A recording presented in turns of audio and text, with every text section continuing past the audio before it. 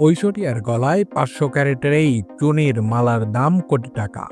চলুন জেনে নেওয়া যাক বিস্তারিত। 20 বছরের বেশি সময় ধরে কান চলচ্চিত্র উৎসবে লাল গালিচায় আনাগোনা বলিউড কুইন ঐশ্বরিয়া রায় বচ্চনের 2002 সালে অর্থাৎ প্রথম বছরেই শাড়িতেই সেজেছিলেন এই অভিনেত্রী। এরপর থেকে পাশ্চাত্যের পোশাকে দেখা গেছে তাকে। তবে পাশ্চাত্য সাজে থাকলেও নিজেদের ট্র্যাডিশনাল ভাবটা প্রায়ই সাথে রেখেছেন ঐশ্বরিয়া।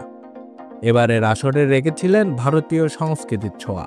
পোশাক শিল্পী মনীষ মালাত্তার সোনা ও রূপার জড়ি দিয়ে কারুকাজ বেনারসিতে সেজেছিলেন এই অভিনেত্রী। শাড়িতে যেমন গহনার আধিক্য ছিল, তেমনই ছিল গলায় চুনি হীরার গহনার মালা। তবে ঐশ্বরিয়ার এবারের সাজে বিরল এসব গহনের মূল্য নেহাতই কম নয়।